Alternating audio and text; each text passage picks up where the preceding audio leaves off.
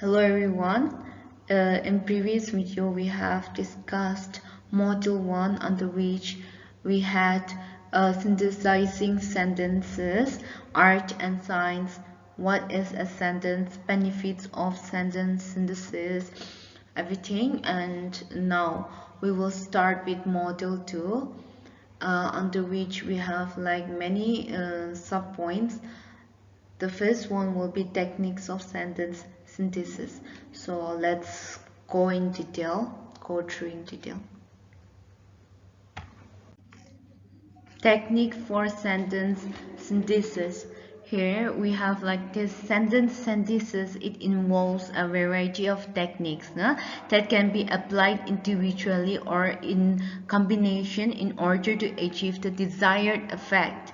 So here, mastering this technique will allow an individual to manipulate sentences with greater precision and creativity.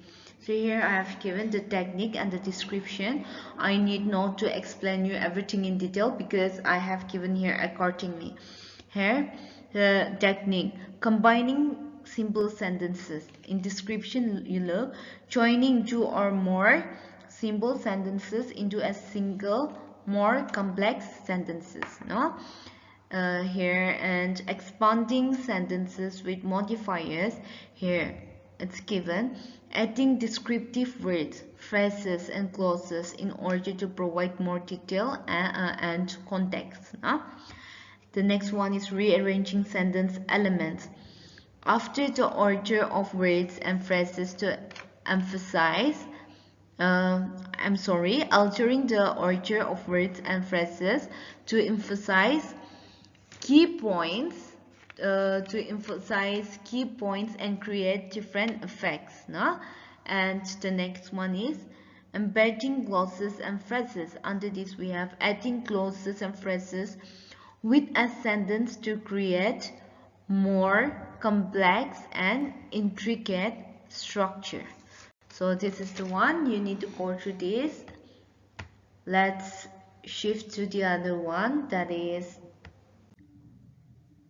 expanding sentences with modifiers. Here under this we have modifiers are words or phrases that add detail and context to a sentence, enriching its meaning and helping readers visualize the scene more vividly. By strategically incorporating modifiers, you can create more descriptive and engaging sentences. So here we have here it means like this expanding a sentence with modifiers. It involves like adding descriptive words, phrases or clauses that gives more detail and make the sentence richer. So here modifiers, these include adjectives, adverbs, prepositional phrases, and relative clauses. So these elements, all the elements helps to clarify, enhance, or specify the meaning of the sentence. Here under this, there are some types of modifiers. Here the first one is adjective and adverbs.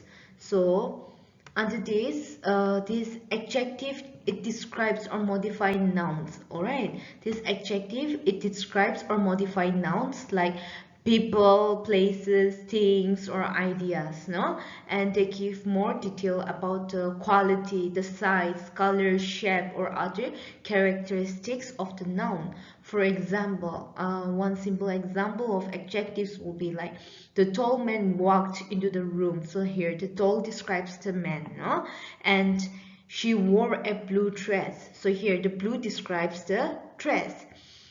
The other one will be they live in a small house. So that here the small describes the house.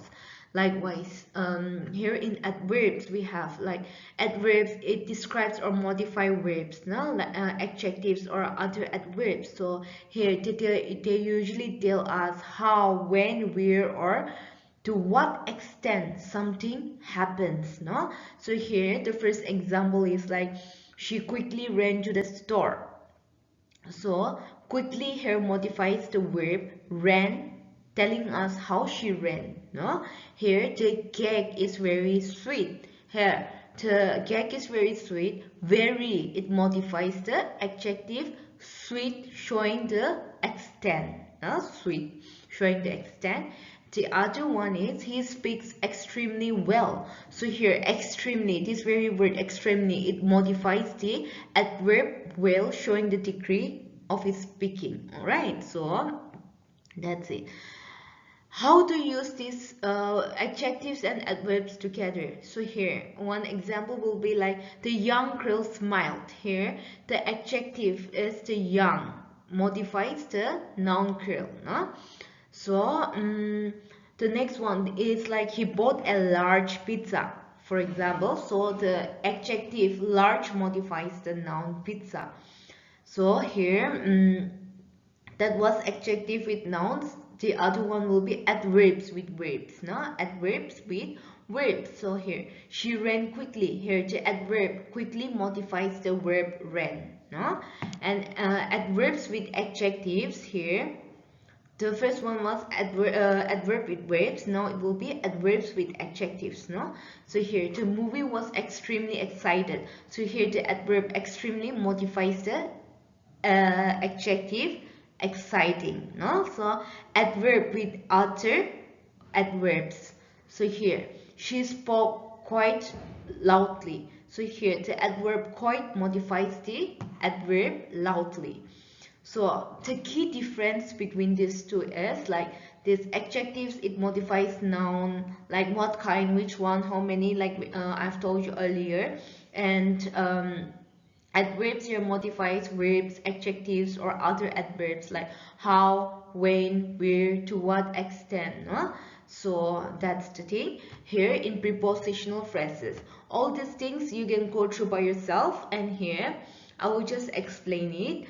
So here, a prepositional phrases, it is a like group of words, okay, that begins with a preposition and ends with a noun or pronoun. So here, the object of the preposition here, the prepositional phrases, excuse me, it provides like more information about time, location, direction, cause, or other relationship between element in a sentence. No, so here components of let's discuss the components of prepositional phrase. Here we have preposition words like in, on, at, under, over, besides, with. Now all this includes in preposition. So object of the preposition will be a noun or pronoun that follows the preposition. Right? So some of the examples of preposition will be like location, for example. So the book is on the table. Not the book is on the table. So here, on is the preposition. On. On is the preposition, and the table is the object of the preposition. Alright? And here, number 2 will be time. So here, time, she will arrive at noon. So at is the preposition and noon is the object. No? And the next one is direction or movement. So here, the dog jumped over the fence. So here, over is the preposition and the fence is the object. And the other one will be cause or reason. No? Cause or reason. So here, he was punished for his mistakes. No? So for is the preposition and his mistakes is the object. And the last one will be manner. She smiled with joy. With is the preposition and joy is the object out here. Alright? So here again. So here the next point is participle phrases. So here, this participle phrases, it is a group, no? Group of words that begins with a participle, which means a verb from the functions as an adjective. Okay, so here, and it includes any kind of objects, modifiers, or complements related to it. So here participle phrases add like descriptive detail to a sentence and often describes noun or pronoun. So the key components of participle phrases here are like, for example, participle here, the verb form ending, no? Ending in ing, no? Is present participle or et, no? It's known as past participle or an irregular form. Okay, so here the next one is modifiers or objects. Here we are talking about key components here. So modifiers or object here, words or phrases that modifies or complete the meaning of the participle. So for like example of participle phrases will be, the first one is present participle phrases. So here it describes an ongoing action. Under this present participle phrases, it describes an ongoing action. So for example here, running quickly, she caught the bus. No, so here running quickly is the participle phrase describing she. And number 2 will be past participle phrase. So here it describes a complete action. Alright, so under this we have example, the broken vase lay on the floor. So here broken is the past participle describing the vase. Okay, and here I hope you all are clear until now. And here how these participle phrases work. So here describing a noun, no? So under this we have a particular phrase often comes right before or after the noun it describes. So here for example, let me just give you a very simple example here. Excited by the news. Here he jumped up and down. So excited by the news describes he, no? So here adding detail to the subject or object of the sentence, no? So here the example will be like the children laughing loudly ran towards the playground. So here the laughing loudly describes the children. So I hope you all are clear with these examples, and now I will explain some important notes of the participle phrases. So these participle phrases should always be connected to the noun or pronoun they describe. Now it should be always remember this. These participle phrases should always be connected to the noun or pronoun they describe. So if not, it may cause a dangling participle which creates confusion. So incorrect example will be like running down the street, the car nearly hit me. So here the participle running down the street seems to describe the car, which doesn't make sense. And the correct example will be running down the street, I nearly got hit by the car. No? So here participle phrases are a like very great way to add detail and variety to your writing. So that's it. I'm sure you all are like clear with this expanding sentence with modifiers. So I will stop here and move to the next topic.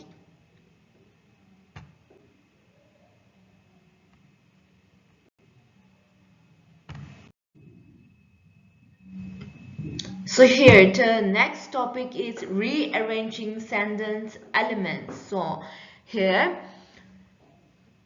the order in which you present sentence elements can significantly impact the emphasis and flow your writing. By strategically rearranging words or phrases, you can guide the reader's attention, emphasize key points, and create a more dynamic and engaging rhythm. So here, emphasis. Here until here we have like placing important words or phrases at the beginning or end of a sentence draws the reader's attention to them. No, here the balance. Next one is balance. I'm just reading out this because it's like we don't have anything here also like to explain in detail. It's given clearly. So in balance, we have arranging the sentence or elements in a balanced manner can create a more pleasing and harmonious rhythm. No? And under the flow, we have rearranging elements can help you create a very smooth transition between sentences, no? Ensuring the writing flows naturally. So that's it. And the next one will be